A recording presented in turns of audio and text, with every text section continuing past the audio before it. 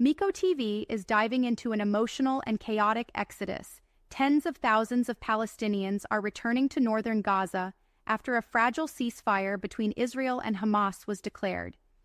But what was supposed to be a moment of relief is quickly turning into a nightmare of destruction, uncertainty, and international outrage. This isn't home anymore. Gaza turns into a ghost town. Families who fled the relentless Israeli bombardment are now coming back to a landscape that looks like a war zone straight out of a dystopian movie. Entire neighborhoods have been wiped off the map, schools turned to rubble, and hospitals barely functioning amid the devastation. "We thought we would return to life, but we came back to nothing," says one returning resident.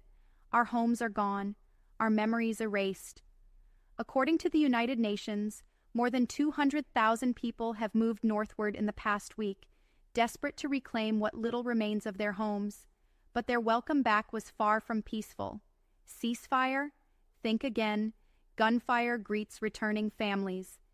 Despite the so-called ceasefire, horrifying reports have emerged of Israeli forces opening fire on groups of Palestinians attempting to return.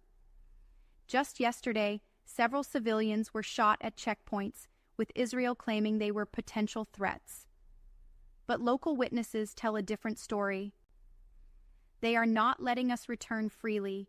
We are being targeted even when we have no weapons, no threats," says another survivor, who described watching two unarmed men gunned down in front of their families.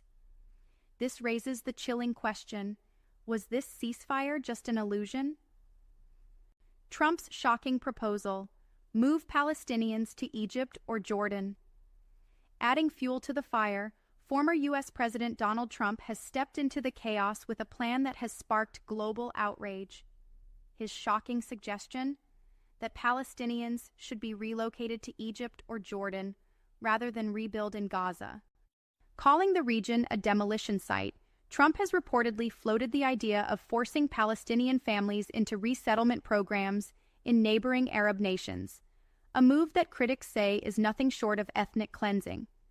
Palestinian leaders, both Hamas and the Palestinian Authority, have fiercely condemned the proposal, calling it an attempt to erase Gaza's identity and steal Palestinian land permanently.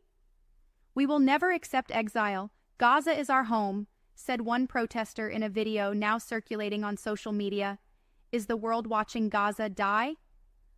While the world watches, the question remains: will international powers intervene, or will Gaza be left to crumble?